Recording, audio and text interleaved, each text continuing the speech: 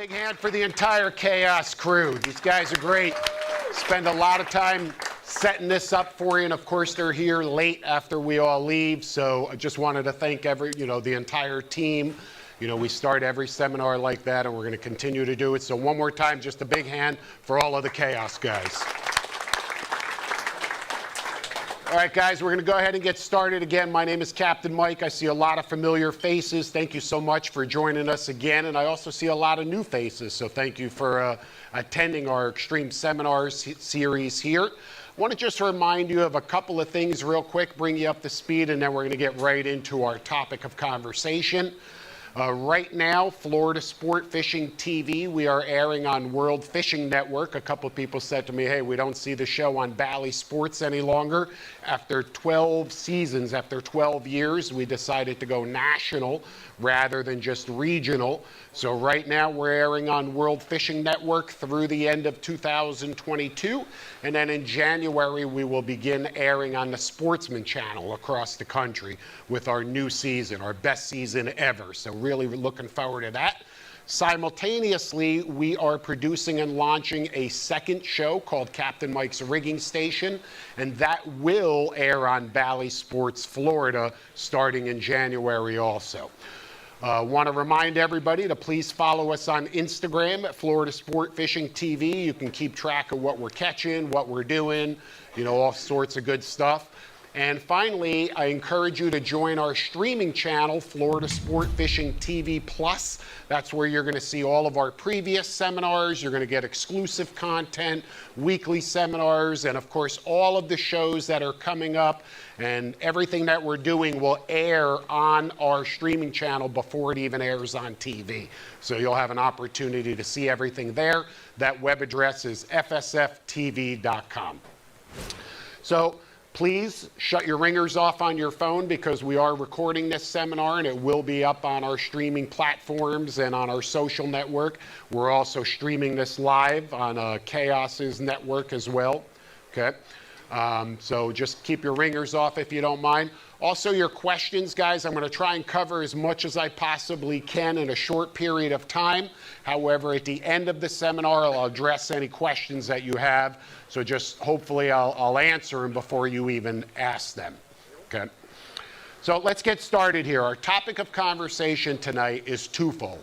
It's deep dropping and jig fishing for queen snappers and snowy groupers.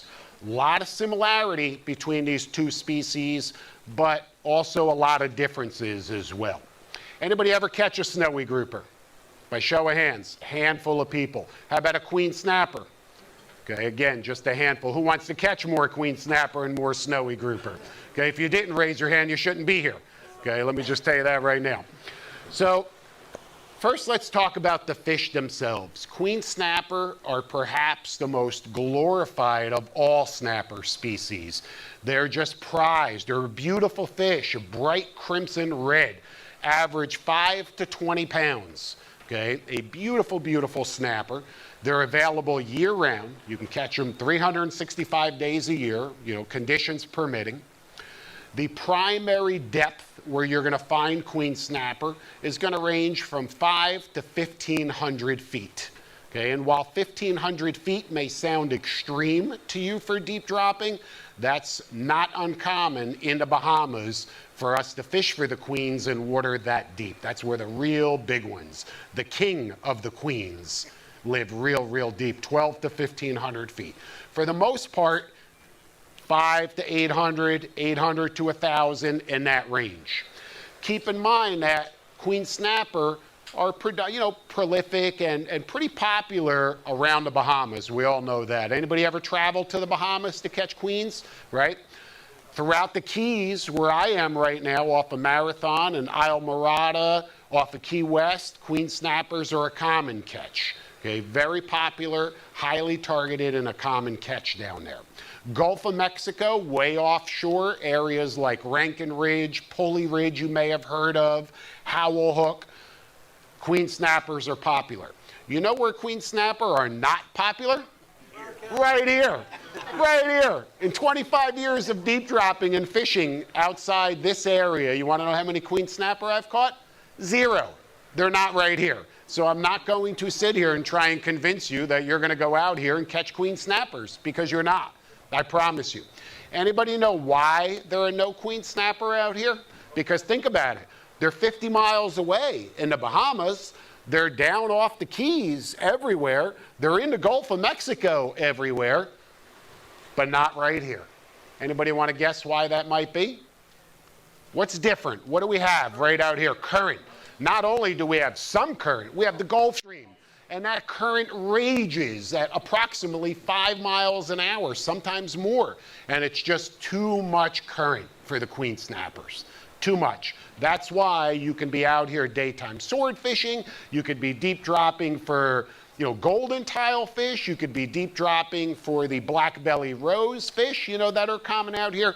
And you'll never catch a queen. They're just not here. Okay, they really aren't. So that's one thing to keep in mind. Let's talk about the snowy grouper for a second, because again, even though that's a bottom dwelling fish and we deep drop for the snowy groupers, their habitat is different. They're a seasonal fish, and understand that August 31st, snowy grouper season here in the South Atlantic, federal waters is closed. So you've got, what's the date today? Okay, you've got about 2 weeks, less than 2 weeks to go catch and keep a snowy. Okay, and also understand that snowy grouper, the boat limit is 1.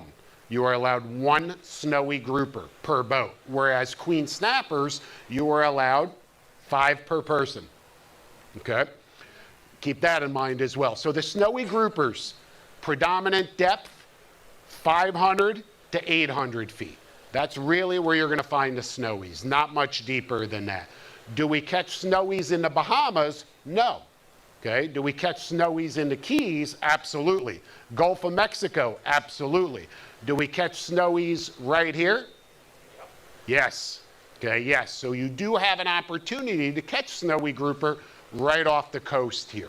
Okay, there's not a lot. It's not like the Gulf of Mexico or the Keys where they're much more prolific, but certainly you have an opportunity to catch snowies out here. So let's talk about how we do this, because there's a couple of different ways. And understand that when we talk about deep dropping, we're usually, well, I don't want to say usually, but we're talking about fishing with heavy rods, electric reels, heavy weights, okay, and multiple hook rigs in deep water. That's pretty much the definition of deep dropping. And over the years, there's been a lot of debate over how sporty deep dropping really is. How much sport is it, or how much skill does it take to drop a bait to the bottom and push a button? And all you got to do is push a button, and suddenly you're going to reel up 5 fish this big at one time. Is that really what deep dropping is about? Absolutely not. That's the furthest from the truth. Even though we are using a power assist reel, it is still incredibly sporty. We have to find the fish, we have to fool the fish, we have to land the fish, fight the fish and land the fish, and there's a lot of elements that are involved. So it can be very sporty. In my particular case, I've taken deep dropping to a different level altogether, and that's what we're going to discuss tonight. Look, if you're successful doing what you're doing and you're catching fish with whatever tackle that you're using, whatever grade or class of tackle, by all means, continue to do it. Tell me what's working for you, because I always want to learn more as well. What I'm suggesting is that you listen closely to the details of what we're doing and how we're doing it and why we're doing it. And I'm certain that we can help you not only catch more, but enjoy deep dropping a lot more. Because really standing there just pushing a button on a big reel like an LP, one of those Lingren Pitmans, or a big, giant electric reel, and fishing with 10 pounds of lead just really isn't that sporty. Okay, it really isn't. So let's talk about what we do to prepare the boat, for starters, when it comes to deep dropping for these fish. Obviously, I don't need to tell you your safety equipment, plenty of fuel, because remember, you're dealing, in areas that are well off the beach, you're going offshore, you don't know what might happen out there, you are dealing with current, regardless if you're fishing in the Gulf Stream or not, you're always going to be dealing with some level of current, okay? And when you're deep dropping, you're doing a lot of drifts throughout the day. We're fishing a lot of different spots. So a lot of those is running back up for another drift into the current, which means we are going to burn an exceptional amount of fuel. So just take all of these things into consideration, okay, when heading out deep dropping. Bait. This is not the place for live bait by any means, because any live bait, for the most part, that you put on a hook and drop to the bottom 800 feet down, what's going to happen to that bait? It's going to die. So why did I put a live bait on there in the first place?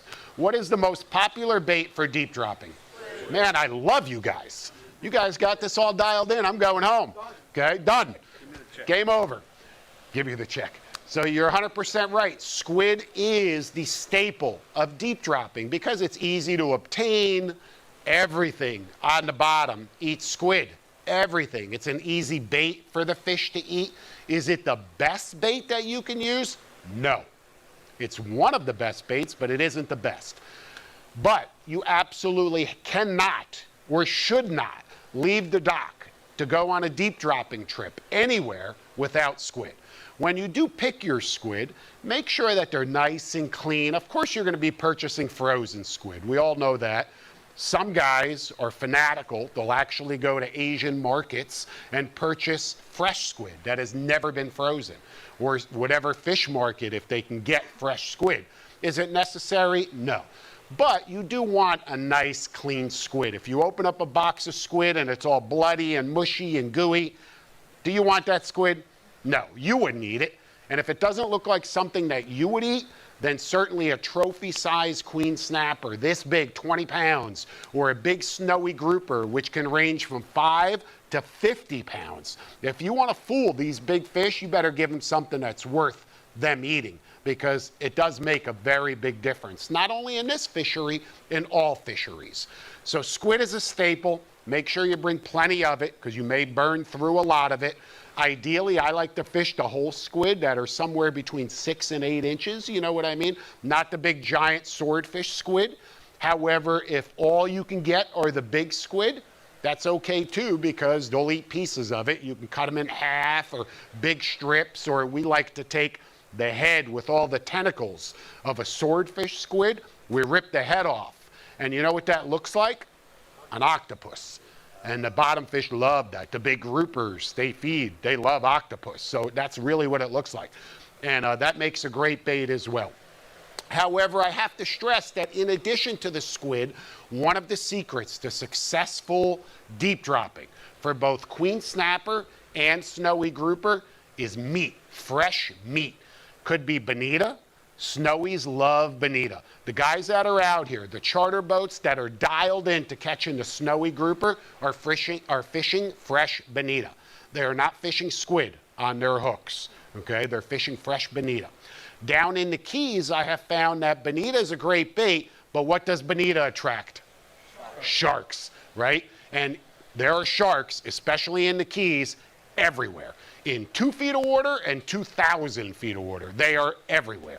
So anything that I can do to avoid those sharks, I'm going to do. So I don't really like the bonita. I like kingfish, fresh kingfish. So we'll stop on a wreck or reef, and we'll try and catch a couple of kings, and we'll use that.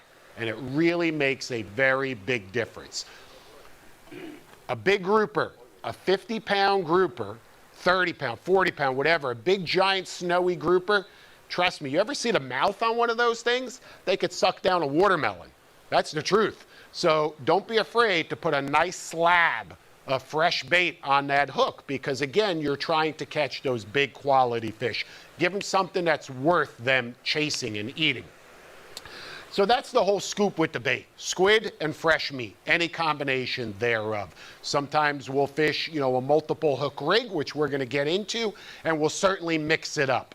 Okay, we'll have 2 hooks with meat, 1 hook with squid. When we're fishing a 3-hook rig, sometimes we'll take a small squid and a piece of meat and put it on the hook. That's when we're specifically targeting the groupers, the snowies.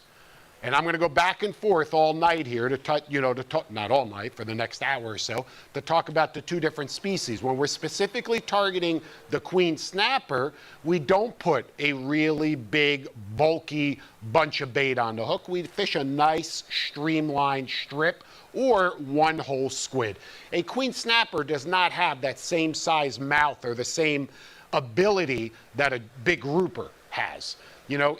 Truthfully, you ever catch a 3-pound snowy grouper this big can suck down a bigger bait than a 20-pound queen snapper, and they won't hesitate doing it. So they just have a little bit different feeding characteristics and feeding abilities. But I can't stress the importance of fresh bait. It's vital, okay? So when we're targeting the snowy grouper, if you're going to do it here, we know that snowy grouper are structure oriented. It is a grouper. It lives on or near the bottom, just like all other grouper. It does not move fast. It moves very slow, very methodically. And while it is a grouper, unlike we'll say a gag or a black grouper that really prefer to hide in a hole, okay, or under a ledge, the structure that we really look for is low-lying structure. In other words, low profile. We want a rocky bottom, but we don't want it to come too high off the bottom. Okay, and on my Furuno sounder, on my CV, I could read that fuzz. Keep in mind, on my fish finder, and I don't use chirp, okay, on my screen, I split the screen. One side is top to bottom. The other side of the screen is the bottom 20 feet of the water column, zoomed in. So if I'm in 800 feet, I'm literally just want to see that bottom 20 feet, zoomed in. That's all that matters to me, because that's all that I'm fishing, is that bottom 20 feet when I'm targeting those snowies.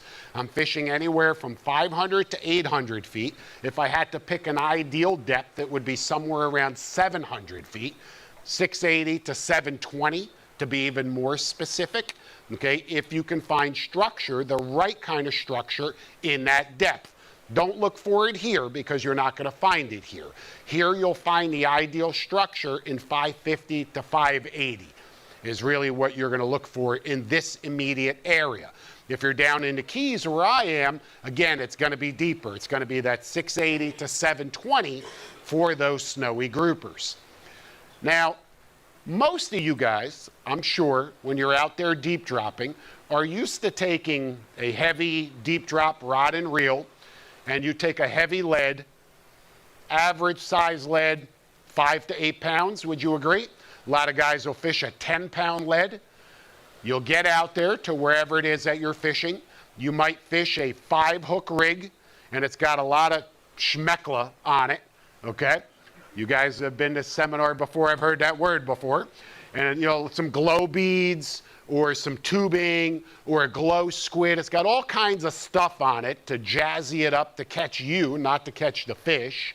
And you drop that down with a heavy lead, because you really need a heavy lead for that kind of rig. You drop it to the bottom. It hits the bottom. You lock up the reel, and you drift. And you wait till you see a bite. Does that sound like deep dropping, right? Is that what most of you guys are doing? Okay. That is absolutely not how we deep drop. I wanted to take deep dropping to a different level altogether. I wanted to make it much more fun, much more sporty, much more active.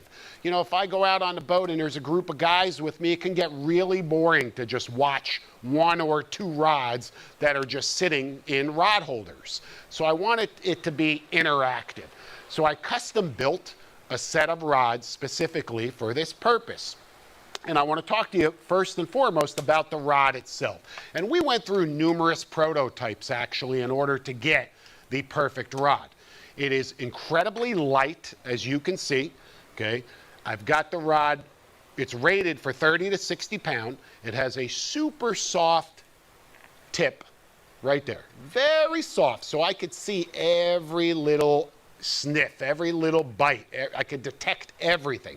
But it's got plenty of backbone. And you can see that it's got this main guide right here, which is really high up off the blank. This way, no matter how hard this rod bends, that monofilament or braid will never touch that blank. Okay, so it was specifically designed for deep dropping, for active deep dropping, light under your arm. We're fishing this rod under our arm. It is matched to a Shimano Beastmaster 9000. This is the finest power assist reel ever created. I know a lot of you guys are familiar with the Daiwa Tanacoms. It's a great reel as well, but not like this. Different animal altogether. For starters, this has a far faster gear ratio. So when I turn that handle, I could fish this reel like a manual reel. I don't even need the power assist feature. But if I did want to use the power assist feature, which we do, of course, it's variable speed. I can go slow and, of course, determine the speed. It's got tremendous line capacity. And the key to this entire setup is this reel. This is what brings it all to life. This Beastmaster, I've got it loaded with 40-pound diamond braid. 40 pound. That's the key. There's over 2,000 yards of line. More than a mile of line on the Shimano Beastmaster. 40-pound braid. You may think to yourself, wow, that seems really, really light, Mike. No, it's not. Do you know how strong 40-pound braid is? If it's not damaged, you can pull a truck with 40-pound braid. It's incredibly strong, okay? And not only is it strong, because it's so incredibly thin versus the 60 or 80 or 100 or whatever it is that you're fishing on these big, heavy, bulky reels, that means I don't need anywhere near as much lead. And even though you may not think that that small diameter in the braid can make such a big difference, you know what? In 10 feet of water, it doesn't make a difference because you only have a little bit of line out. In 800 feet of water, it makes a huge difference. Huge. So 40-pound is the key to our deep dropping. And don't worry, it is strong enough to bring up anything that you could potentially hook. Next season, you're going to see a show that we filmed deep dropping, and you'll see triple headers of yellow edge and snowy groupers that are this big, all being brought up on 40-pound braid. If that does not convince you that this is strong enough line, I don't know what will. Now, in addition, or on top of that 40-pound braid, because braid has no stretch whatsoever, and understand, my goal here tonight is to educate you. I'm getting right to the point. I'm telling you straight up exactly how we do it, why we do it, and what the benefits of doing it this way are. There's no fluff here. This is the real deal. It's been tested, and we've made mistakes. We've learned from those mistakes, and we've fine-tuned it right to this point right here. And that's why I'm so passionate and enthusiastic about it, because I know how well it works. And I want you to really start incorporating this into your deep dropping as well. Regardless of where you're deep dropping or what you're deep dropping for, point is, go lighter, go more sensitive, because it does make that big of a difference. However, that 40-pound braid, we know, has no stretch at all. No stretch. Well, I need stretch because something has to give. There has to be some elasticity. With no elasticity, I'm going to be pulling fish off. Okay, I'm bringing up multiple fish, 1, 2, 3 sometimes, deep water. I've got a big lead on the bottom, okay? The boat's rocking up and down. The rod is bouncing up and down. The fish are all moving and spinning in different directions. You got to have some elasticity. So we tie, the braid to 25 to 30 feet of 100-pound mono. 100-pound mono, 25 to 30 feet with an Alberto knot. Very streamlined, very easy to go in and out of the guides, and a very easy knot to tie. An Alberto knot from the braid to the leader. The leader ends little glow bead, and the only reason that bead is there, anybody ever make the mistake of reeling a deep drop rig up into the rod tip without paying attention? You're bringing it up and it goes zip, pow, and you're like, what just happened? And your rig is gone. Anybody ever do that? Only 2 people. I've done it. Okay, if you go deep dropping long enough, you're going to do it. It's going to happen. So this is just a little stopper, and you can just see it a little bit better. And keep in mind, though, we have an auto stop feature, right? All of these power assist reels have an auto stop feature, meaning once you set it, the rig will stop when it's retrieving. So 20 feet from the surface, 10 feet from the surface, 50 feet, wherever it is that you want to set it, that reel will stop automatically to avoid that ever happening. Okay, so you literally will never lose a rig again as long as you set your reel properly. And they're very easy to set, by the way. You just drop your rig down to the point where you want it to stop. You hold the reset button in, it beeps, and boom. It's set it and forget it from that point. We then crimp that 100-pound leader to a heavy-duty ball-bearing swivel, snap swivel, right there. Very important. All of these little components are very important in this entire rig. Then there's a little light, and it's a small little light, little strobe. There's an expression in deep dropping. No light, no bite. That's not true. Okay, you can catch fish without a light, and there are times when you don't want that light. One of those times is when you are specifically targeting the queen snapper, because guess what that light attracts in addition to bottom fish? Sharks. So when we're specifically targeting queen snappers, we don't use a light. When we're specifically targeting the snowy groupers, and understand, the queen snapper grounds and the snowy grouper grounds generally don't mix, don't intermix. Okay, we're either fishing for queens or we're fishing for snowies, two different habitats. So when we're fishing for the snowies, which mix with the tile fish, that's what you're going to see mixed with the snowy grouper, are gray tile fish and yellow edge grouper, both great bycatches. Wouldn't you agree? Okay. So in that scenario, we do use a light. From there, the rig. That's our next step. You can see first and foremost that my rig has zero schmeckla, zero crap on the hooks, right? Very, very clean, very streamlined. There it is, right there. It's a 3-hook rig. It's about 10 feet long, 12 feet long. It's 150-pound diamond leader material, okay, extra hard, Mamoy extra hard leader material on the trunk and the branches. Everything is the same, 150 pound. There are little swivel sleeves. This is just a small little swivel sleeve that slides down the leader. You then crimp it into position. Of course, you can come up here and take a close look at the rig at the end of the seminar. You crimp it into position, and it doesn't move. It doesn't slide up or down. Then the branch comes off of it, crimped. All of my connections are crimped. And then I have a 9.0 VMC inline tournament circle hook, number 7385. That's the hook that we use for all of our deep dropping, for queen snappers, gray tile fish, golden tile fish, snowy grouper. That's it. You only need one hook. It's a very thin hook, so it's easy for that fish to get hooked on its own. And understand, circle hooks are a must. Do not deep drop with J hooks. Why? Because of course you need a hook that's able to do its job on its own with no interaction from you. And again, that's crimped into position. We then go down the leader a little bit and we have our second hook, and then we have our third hook. You do not need more than 3 hooks. How many fish are you trying to catch at one time, for the love of God? Is catching 3 fish not enough? Okay, I'm really only trying to catch 1. That's it. I'm trying to catch 1 fish at a time. If I get lucky enough to catch a double, great. If I catch a triple, even better.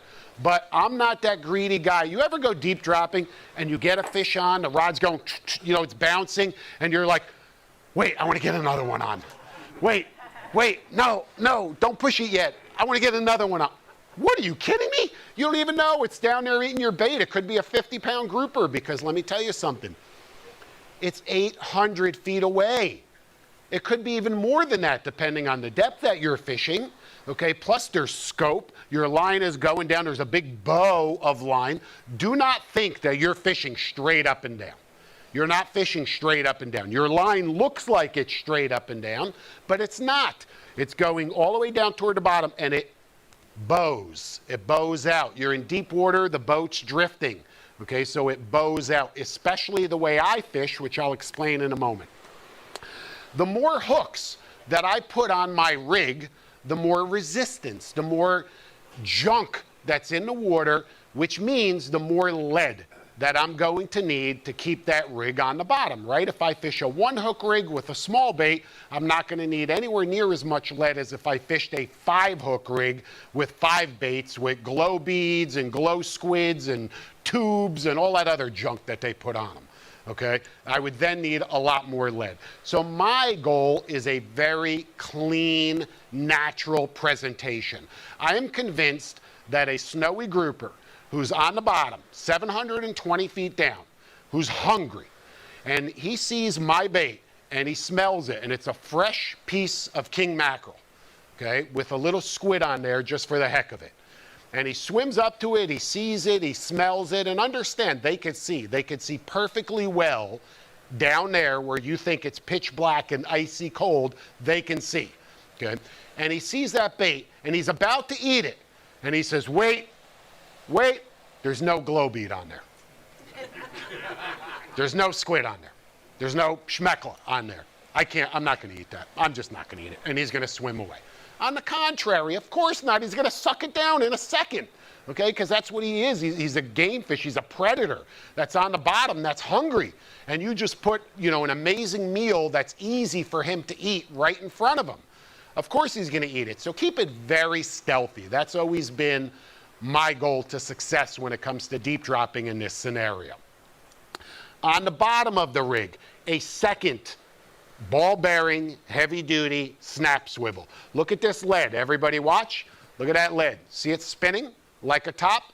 The entire way down and the entire way up, that's what that lead is doing. Do not think that this lead is just gonna fall to the bottom just like that. Absolutely not, it's gonna spin. So if you do not have this swivel on the bottom and this swivel on the top, what's gonna happen to your rig? Destroyed. It's gonna be destroyed after 1 or 2 drops. It's gonna look like this, okay? And you guys know what I'm talking about that have been deep dropping, right? Your rig is just destroyed. I tell you what, the more time that I'm spending fixing rigs, undoing tangles, re-rigging branches, and doing all of this junk, the less time that I've got a bait on the bottom and that I'm effectively fishing. So for me, it's about maximizing every second, every minute, every drift, every bait, every drop. I want to maximize what I'm doing. So again, I'll fish that swivel on the bottom, the swivel on the top. There are also small swivels on these swivel sleeves, which allow the actual branches to spin, because that too will spin on the way down. If you have a squid or a strip bait or a chunk bait, it's gonna spin like this. And then on top of that, the fish. You ever bring up a fish while you're deep dropping and you look in the water? We all do this, right? Where is it? Oh, there it is, I see something. That's part of the excitement of deep dropping. And the thing's going like this. It's spinning around the rig. And when you add all of these elements together, it's very easy to destroy a rig, which again is why you've got to have these swivels. Understand, there are a lot of deep drop rigs that are made out of much heavier mono, 300 pound. What are you fishing for?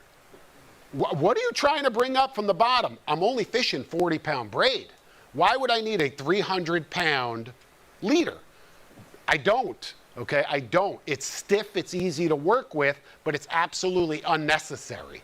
150 pound is certainly plenty strong. It's, you know, obviously if it's not frayed or nicked or damaged. Much stealthier, much better presentation on your baits, and it's gonna be much more effective. Now, the final element to the rig is exactly what I just mentioned, that lead.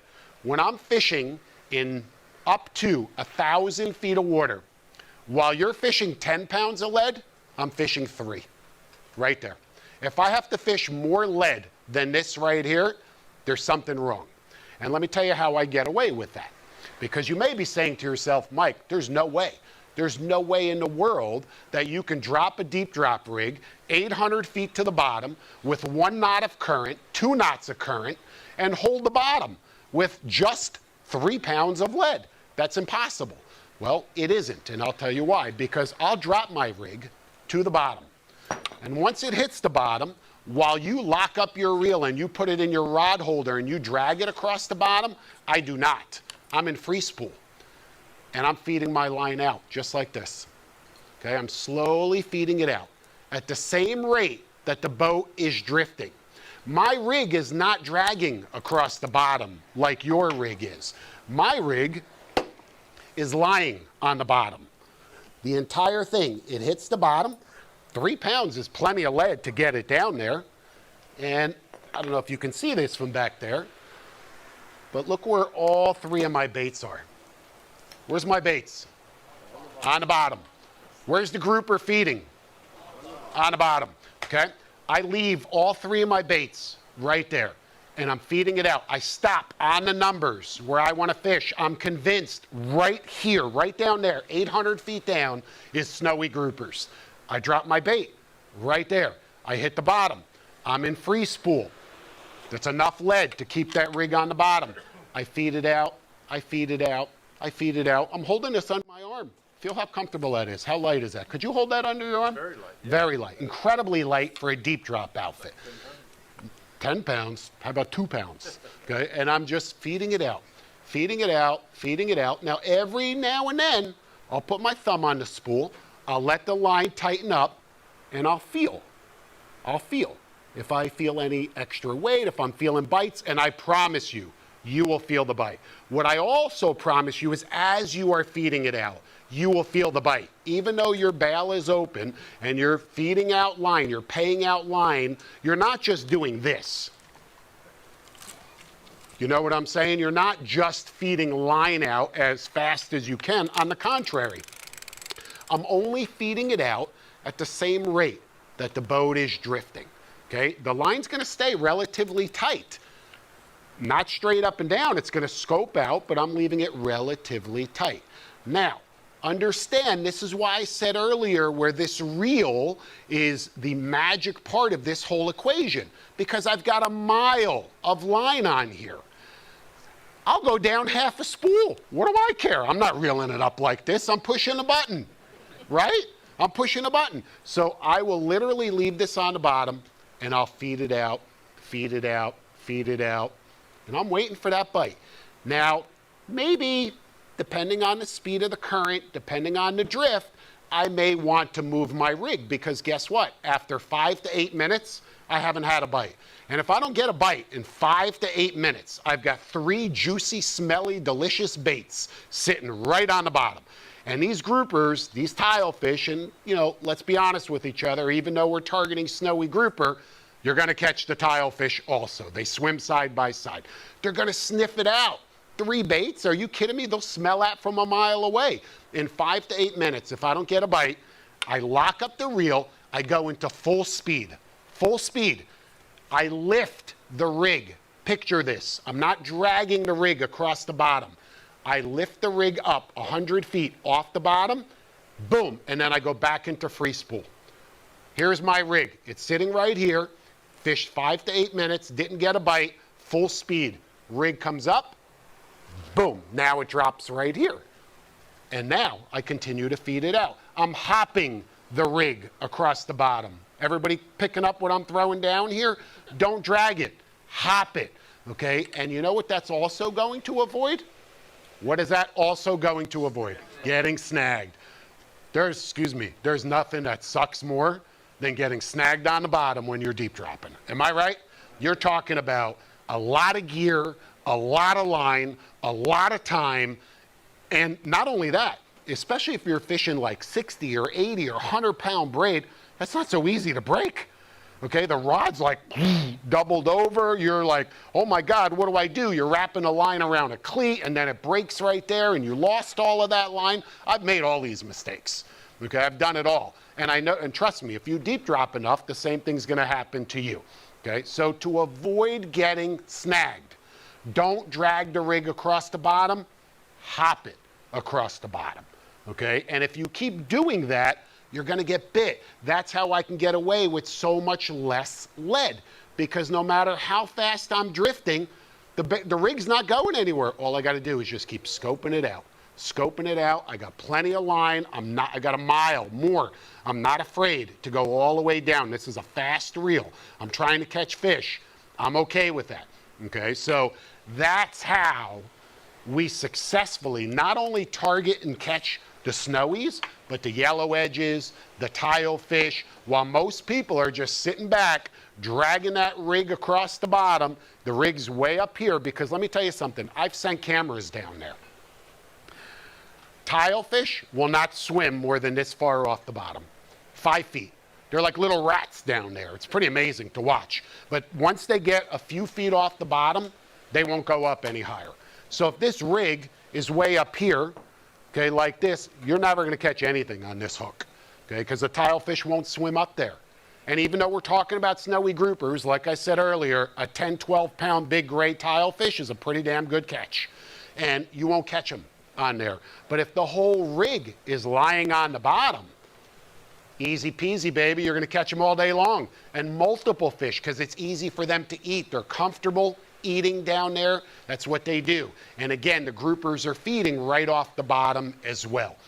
You know, that's the key to successful deep dropping for the snowy groupers. Is it the same for the queen snappers? No, no. There's some modifications that we make for the queen snappers.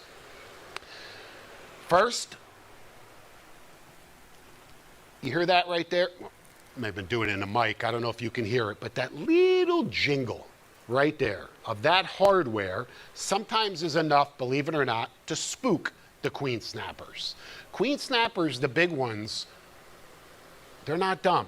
These are really smart fish, these big queen snappers. And sometimes you have to resort to really sneaky tactics.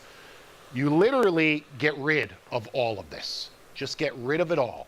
Put one lead, you know, put your lead on your swivel, and then use one swivel sleeve with a 20-foot leader. 20-foot leader, one hook, one bait. Drop it to the bottom. Reel it up 10 cranks off the bottom. Now you have a bait that is fluttering off the bottom. Queen snappers, while they feed on or near the bottom, are not per se a bottom fish like you would picture a grouper to be. Queen snappers will swim 50 to 100 feet off the bottom. The smaller queen snappers, the juveniles, they'll swim 300 feet off the bottom. The larger fish, the trophies that we're after, the 10 to 20 pound big queens, they're 50 feet off the bottom. That's why a lot of times when we target those fish, like I said, we'll hit the bottom, we'll reel up 10 cranks. And if there's a big hump, you know, down in the Keys, there's these things called humps. The Marathon hump, the Islamorada hump. Anybody ever hear of these humps? Right? They're pretty popular. Well, guess what? In addition to the tunas and the dolphin that these humps are notorious for, guess what's down there as well? Queen snappers, okay? And all other humps down there also. But the queens will hover over the humps. So sometimes if you position the boat properly and there's a big hump right there that comes off the bottom is 800 feet deep, the top of the hump is 500 feet. Those queens are around, or patrolling around that hump, feeding off of it, just like other snappers. You know, when you go patchery fishing for yellowtails, where are the yellowtail snapper? In the bottom. When you go patchery fishing for yellowtails, where are the yellowtail snapper? They're right there. They're right next to the boat, are they not? Yep. They're right there. When you go fishing for mangrove snappers, it's a snapper, but he will be throughout the whole water column. When you go fishing for mutton snappers, they relate to the bottom, but they'll also come a ways off the bottom. It's the same with the queens. They're off the bottom. So don't drag your rig across that bottom. Reel it up. Don't be afraid to reel that rig 50 feet off the bottom and come across that hump with your rig suspended with one beautiful squid or a nice clean strip bait on a single hook fluttering 20 feet away from all of your junk, all of your lead. Are you going to fool that queen now? Now you've got a good chance of fooling a big trophy queen snapper. That's a big difference between targeting those queens and the snowies, is that approach. Okay, it's how you look at that fish, how that fish behaves, you know, what are the characteristics of that fish, what do I need to do to catch that fish? Couple other things. There's certainly going to be scenarios where this light outfit just isn't going to work. just not going to work. I'm going to tell you that, first and foremost. 500 to 800 feet deep, that's what this is designed for. But then there are scenarios where I'm not going to be able to effectively fish the bottom with only 3 pounds. I do need to step it up to 5 pounds. Okay, which to you, you may say 5 pounds is light. To me, I'm like, oh God, I got to use 5 pounds, but I will. In that scenario, I bring another pair of rods. Look, they look pretty similar, right? But this rod is rated for 30 to 60 pound. This rod is rated for 50 to 100 pound. However, there's no reel on here. I don't need a reel because I have a reel right here. It's on a bent butt. All I got to do is unscrew it, pop it onto this, and I have an entirely new, heavier outfit. I don't need a bigger reel. So anytime we go deep dropping, I always bring, and by the way, we always fish 2 rods, always. We're fishing 1 rod right up here in the bow, and I'm right here. That's my spot. So I can constantly monitor my fish finder, my chart plotter, and there's somebody else, my brother, my wife, whoever it may be, is fishing up in the bow. We're always fishing 2 deep drop rods. Sometimes you can get away with fishing even more, okay? One way that we do that also, those little cords that all your power assist reels come with, the Diowatanacoms, even the Beastmaster, and the cord's like this long. Look at my cord. Do me a favor, grab that. Doop, doop, doop. Look where I'm at. You know what that means? That means once I plug that cord into the boat, I have unlimited mobility around the boat with my deep drop rod. You can drop it. So I extend them because let me tell you what happens. You could set your boat up. I'm right here. I drop a bait right here. The boat's drifting this way, okay? My line's going this way as I drop it. It gets to the bottom, and then this magical thing happens, and the line suddenly goes, and it's back here somewhere, okay? And I'm like, what in the world? There's just a weird drift or current. And I then have to pick up the rod and go over top of the motors or walk up this way. You got to maneuver around the boat. And if I'm tethered with a little 6-foot cord, I'm stuck. So I extend all of the cords. So the guy up in the bow has 30-foot cord. In the stern, I got a 30-foot cord, and we can move all around the boat. It's a small little detail that'll make a big difference when you're deep dropping, regardless if you plug in or if you clip onto batteries, right? And I know, lately, what is that thing called? The reel battery or something, okay? I know guys are using that kite fishing. I don't know if that reel battery has enough juice. Maybe it does. I'm not saying it doesn't. I don't have enough experience with it, but enough juice to fish a deep drop outfit all day long. Does it? Not all day. Okay?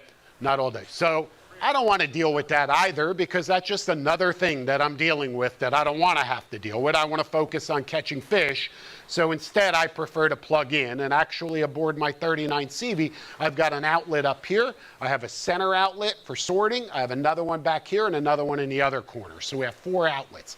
If you're going to be serious about this, do it the right way, okay? And set your boat up the right way so you could easily plug in. You're not trucking batteries around. You're not worrying about, charging batteries or anything to that nature. Let's get back to this for a second. So I'm feeding my bait out. And I feel that boom, boom, boom, boom. And you're going to feel it, even though your bail is open. Because, again, there's not a lot of slack. I don't want you to think I'm just freely scoping out, paying out line. I'm not. I'm only paying out enough line. I'm picturing this in my head. I'm picturing my rig lying on the bottom and the boat slowly moving away. And like I said, I'm just trying to extend that gap without moving the rig. And there's a fine line there because if I hold it, I start dragging it. And then if I start dragging it and there's a lot of current, the rig comes up off the bottom and boom, I don't catch those fish when it comes to the snowies. So when I do feel that bite, the very first thing that I do is I just keep paying it out. I don't do anything, okay? Because I want to let him eat it. I don't want to pull it away from him. And even though I'm feeling that from 800, 900 feet away, and sometimes even more, Okay, because remember, I've been scoping this out. I could be a third of the way down the spool, which could be 2,000 feet of line. I could be 2,000 feet away from my rig. Think about that distance, okay? And you still feel that. Chances are the fish has got it. He's hooked, all right? He's hooked. He's not nibbling. He's trying to swim in the other direction. He's hooked. But still, I want to be sure. So I'm going to let out a little bit more line, let out a little bit more line, and then I'll hold it. I'll hold it tight, and if I still feel that fish at that point, I lock it up and I start cranking manually. And I go manually because the hardest part of that fight is the first 30 seconds. And in that first 30 seconds, you're going to know what size fish you have on. Okay, you're going to know, because if you cannot get him off the bottom, if he won't move, that rod is just doubled over and you're not gaining any line, that's not a 3-pound snowy grouper. Okay, that's a 30-pound snowy grouper. And at that point, remember now what's happening. I've got a ton of line out. I've got a big fish or multiple fish that are really far away from me. The boat is going this way, away from the fish, and I'm trying to get this thing off the bottom. And I'm only fishing 40. Remember where I'm standing, right here. So if I'm convinced or really believe I've got a big fish on, I lock up and I'm like, oh God, I can't get him off the bottom. And I get really excited about deep dropping. I just want to tell you that. If you come deep dropping with me, you better be prepared. All right, because I get really excited when I hook a big fish deep dropping. Much more excited than I probably should be, but I do. At that point, I may immediately, literally, I've got the rod in my hand and I reach over and I put the boat in gear. And I turn that wheel and I start going toward the fish. I push that lever forward, not full speed, slowly, slowly. It's variable speed, okay? You don't have to go full speed. If you go full speed, this thing is yee! It's cranking a ton of line. You're putting a tremendous amount of pressure, and you could easily pull a hook out of that fish. So I literally just go up relatively slow. I'll turn that boat, and I'm now trying to just close that gap. Here's the fish, here's the boat, and I'm going like this while I'm reeling up. This is only for bigger fish, just like this. And eventually, you'll get to this point, you'll get the fish up off the bottom and slowly bringing him up, slowly. The further he gets up off the bottom, then of course you can increase speed a little bit, but never go full bore on a big fish. There's just no reason to. Okay, you risk pulling that fish off.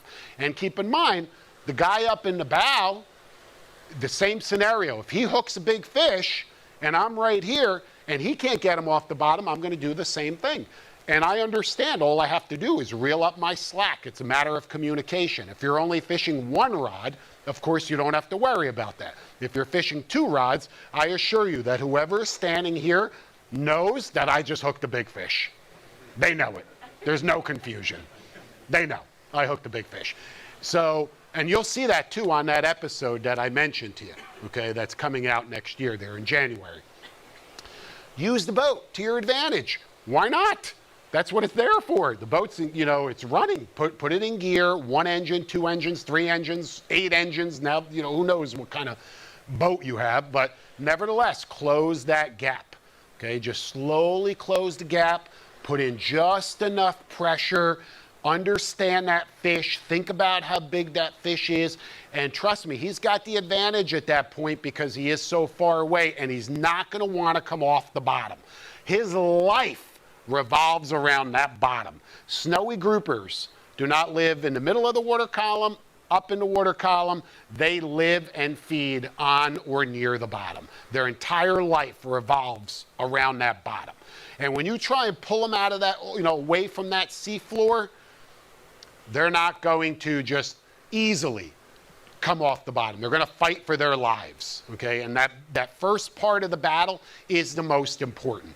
Once they're coming up through the water column, and especially once they get barotrauma, anybody know what that is? Grouper eyes about this big, right? Their intestines are coming out their butt, right? They blow up because of the pressure change. It's called barotrauma. Then they'll just float. Then it's easy at that point because the fight's over. The fish isn't fighting. You're now just bringing up the dead weight essentially through the water column, and he's floating You almost don't need to do anything. You just need to reel and retrieve enough line, okay, to keep up with the fish as it's floating. And instantly you know if it's a snowy grouper. As it's getting close to the surface, your line is scoping out. It's scoping out away from the boat because that grouper is floating. And if you start to see bubbles, that's a snowy grouper. He's exhaling the bubbles. They're coming out of his body, and all big snowy groupers, you'll see bubbles before you'll see the grouper. Of course, depending on the conditions. If it's choppy, obviously you won't see it. If it's calm, you will see it. That's how we target the snowies off the Keys. In the Gulf of Mexico, a little bit of a different scenario. Deep water is way out in the Gulf, 100 miles or so. We're not typically on a daily basis fishing out there aboard our boat. You know, we will fish a few times in a year on a head boat called the Yankee Captains. Anybody ever hear of the Yankee Captains? Right? Great boat. Still, Greg's a little crazy, okay? But nevertheless, they'll put you on some great deep dropping offshore there. And a lot of guys will fish a similar rig like this, and some of them will do it, you know, the way that we just discussed. But it's a different scenario out there because there's often a lot less current. There's a lot less current out there than there is here. Plus, you're fishing on a boat with 20 other people that are deep dropping. Okay, the boat's not moving for you, so it's a different animal altogether. Off the Keys, the Bahamas, you're fishing, you know, smaller boat, you're able to maneuver more. With the queens, it's a different battle altogether. The queen snapper doesn't care as much about the bottom as the snowy grouper does, because the queen snapper, you know, like I said, like a lot of other snappers, will come up off the bottom. Not all the way to the surface, but you're good? I want to get that out of your way. I don't want to stick you. Okay? But he will come up off the bottom. So the queen snapper is going to be a different kind of fight. That rod's going to be bouncing and fighting, and you know, he's going to be fighting almost all the way to the surface. It's going to be completely different than the grouper. And you'll know, because again, we typically target these fish in different areas. So that's basically an overview of how we're deep dropping for the snowies, for the queens. Now there is another way, and absolutely my favorite way to catch these fish, and that's jig fishing. Okay, everybody has heard of slow pitch jigging. Everybody heard of slow pitch jigging? Okay, and really it's opened up a whole new arena and a whole new way for us to target these fish, because years ago, this was really the only way. It was putting a multiple hook rig with baits on heavier gear, you know, even not this light, obviously, but much heavier gear, and that was the only way to really deep drop. Now, man, I'll tell you what, there are a few things that are as exciting as dropping a jig 800 feet down and hooking a big 20-pound queen snapper. It's a great battle. It's a one-on-one kind of fight, but it requires specialized tackle. Okay, very, very, very specialized tackle. Or you will be that person who drops a jig one time, 800 feet down, doesn't get a bite, you're reeling up, and you're looking at me. Are you crazy? You go, Mike, you're crazy. I can't do this all day long, right? Because you got to do it the right way, and you have to have the right mindset. First, let's talk about the tackle, and then we'll talk about the technique. We'll start with the rod. In order to do this effectively, you need a rod that, for starters, is incredibly light. Okay, incredibly light, because if it's heavy, it's going to be really challenging, right, for you to jig all day, or for, you know, multiple drops, or however long you want to do it with an outfit that's really heavy. So you need something that's really, really light. We custom build specific rods. This is a rod that actually you're looking at the very first, and when I say first, I mean the very first one built by Chaos. This is a rod that we've been designing for a while, and I just picked them up an hour before the seminar. They brought them here for me. It's a 7-foot rod. It's made out of Toray carbon fiber, basically like a bulletproof vest. It's that strong, but amazingly light. Can you put that in your hand right there? How? Really light. Really light, right? Much lighter than you would think that it would be. So it's very comfortable.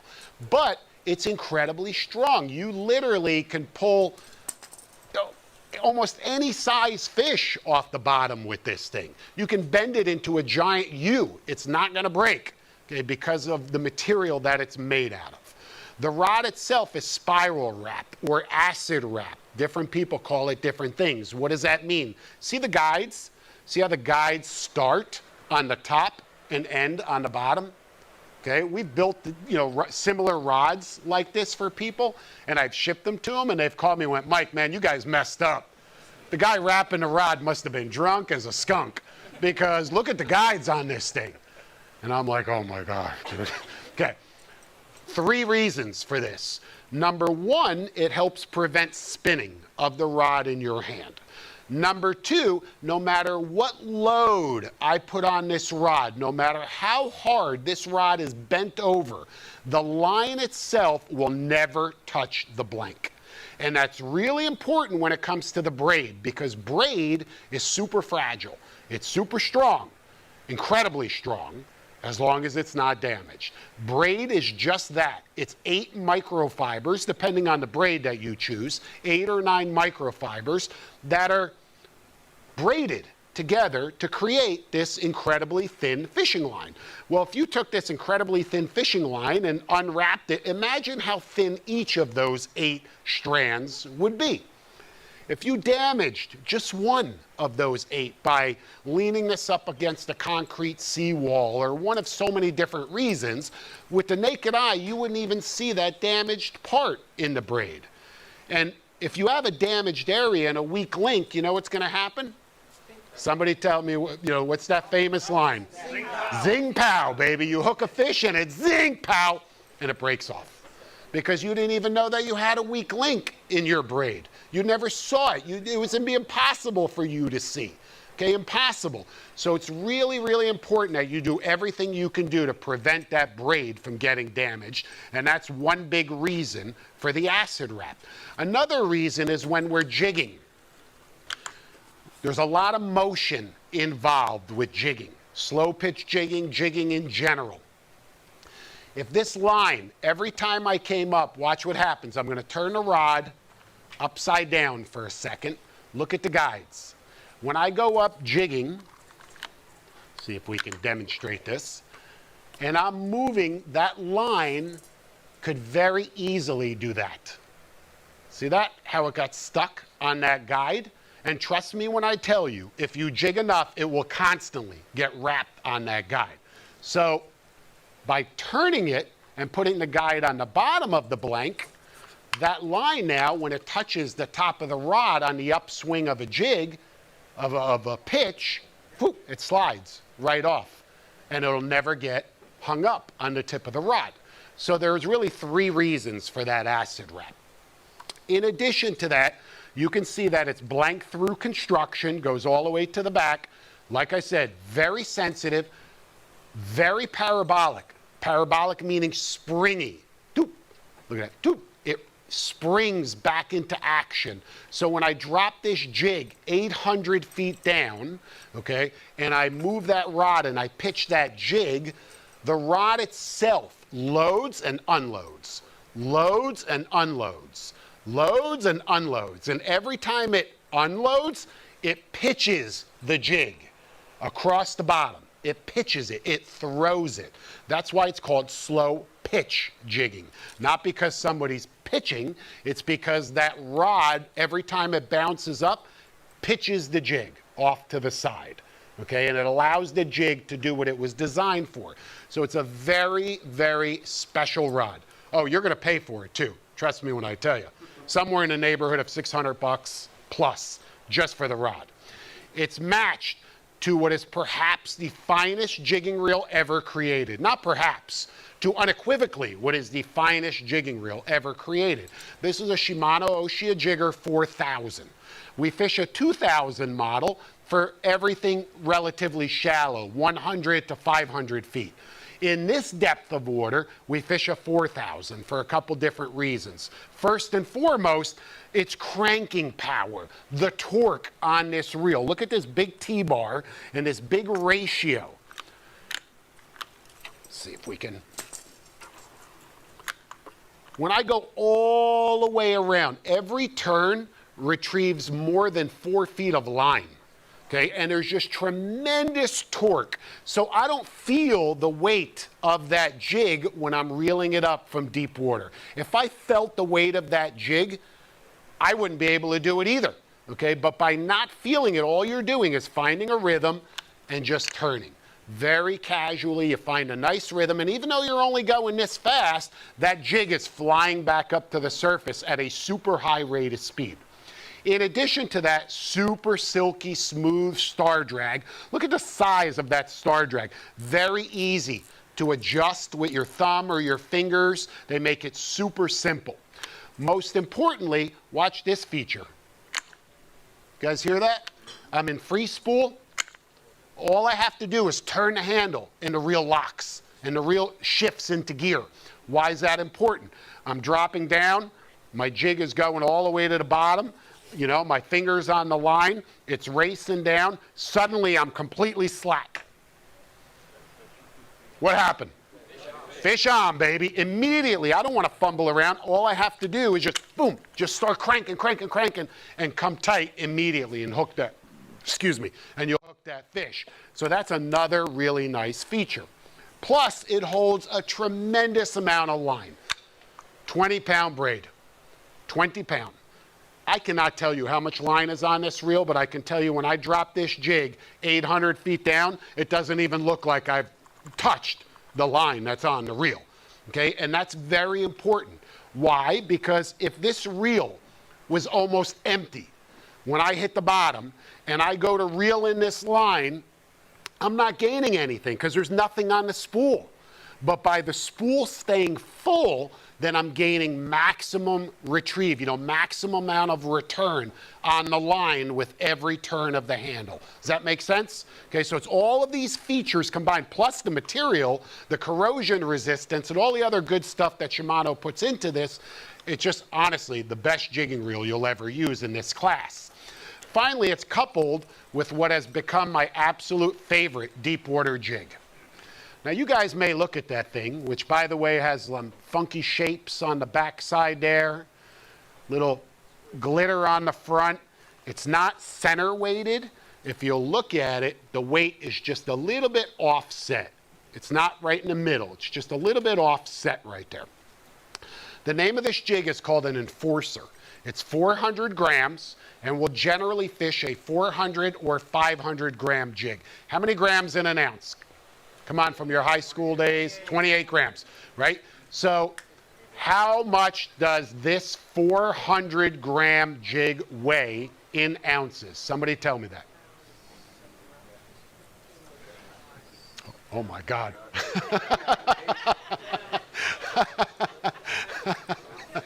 Okay.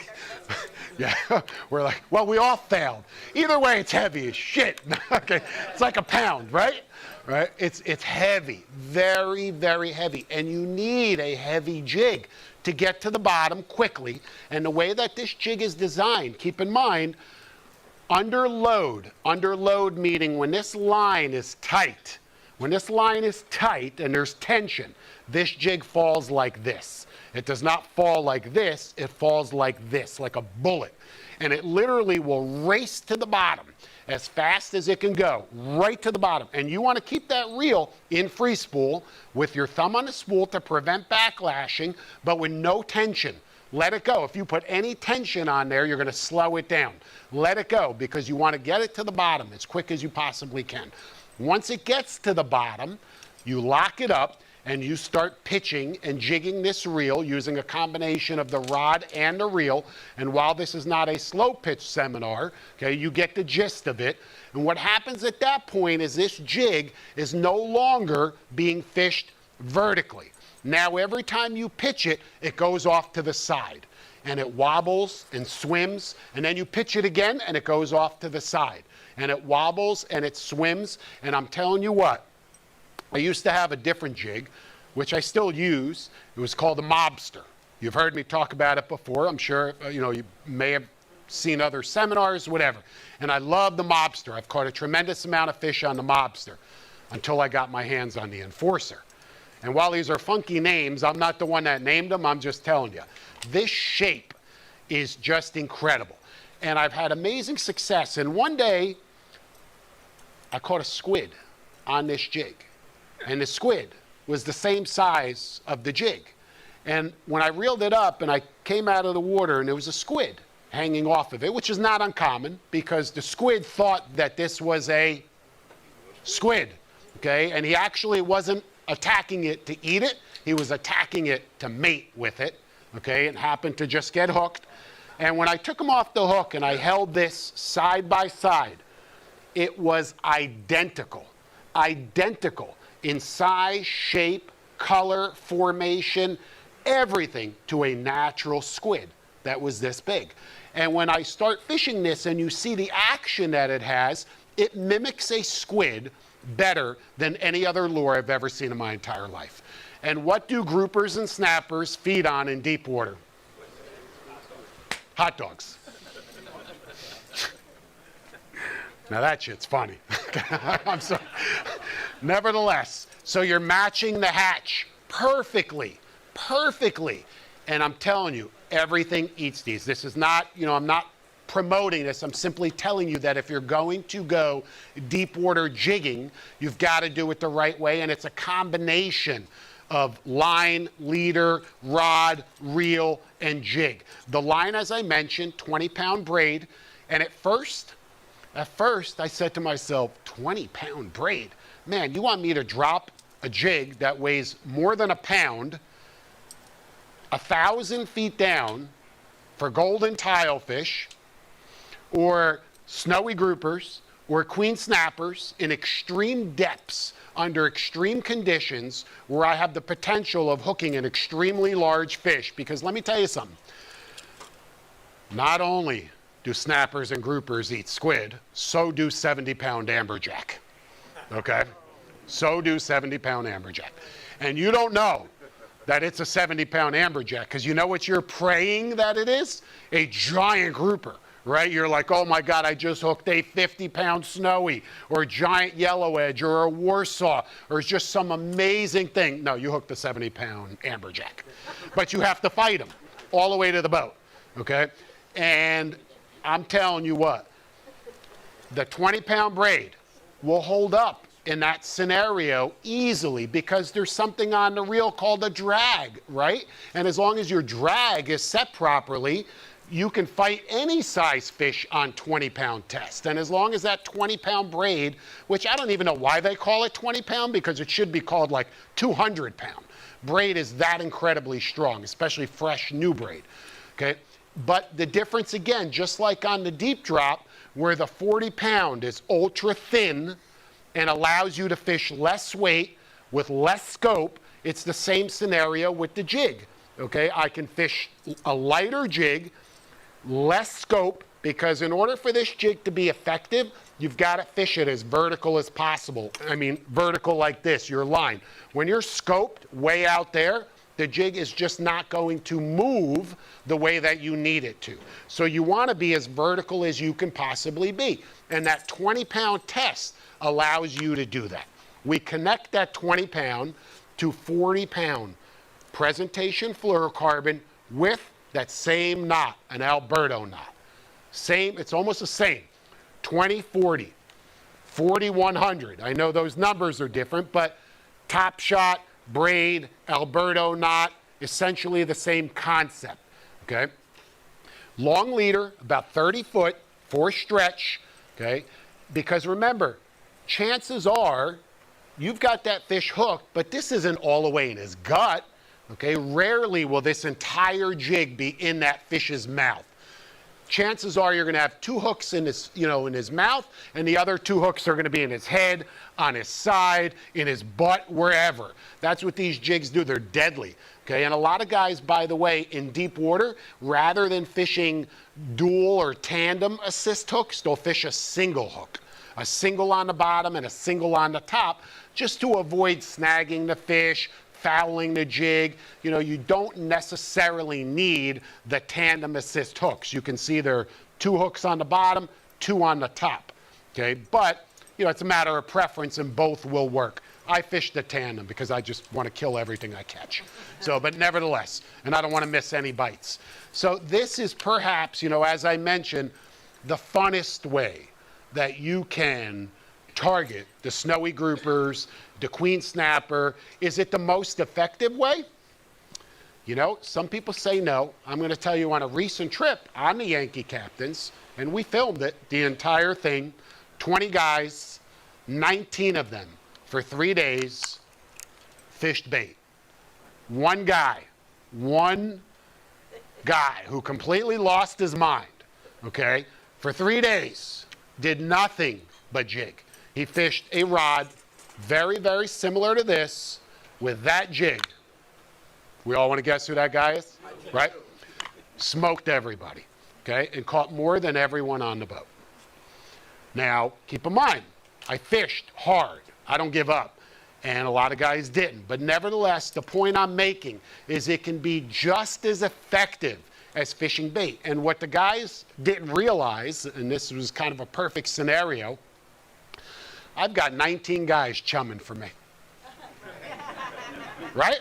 I've got 19 guys that dropping down bait, smelly baits. They were catching fish, a lot of activity, a lot of bait, a lot of squid, a lot of meat, all sorts of stuff that they're dropping. And I'm up in the pulpit jigging away with my squid.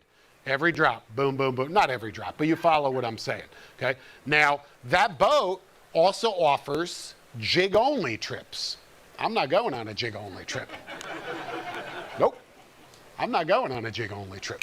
I'm going on a regular trip, and I'm going to jig on a chum trip. Okay, that's how I look at it. They're all doing me a favor. They're catching fish, but I'm no idiot. I'm watching what's going on, and of course that creates this whole, world down there that's just perfect for jigging. And plus everything eats squid. So while you're targeting, the queens, I can specifically do more than what somebody can do with bait. And what do I mean by that? Look, I know the queen snappers are suspended off the bottom. I hit the bottom, I work my jig, and I work it 50 to 80 feet off the bottom. And 50 to 80 feet off the bottom, pow, you get smacked. What is it? It's a big queen every time. On the other hand, I drop my jig to the bottom, and I work it 10 feet off the bottom and right back down. 10 feet, right back down. 10 feet, boom, you get hit. What is it? A tile fish.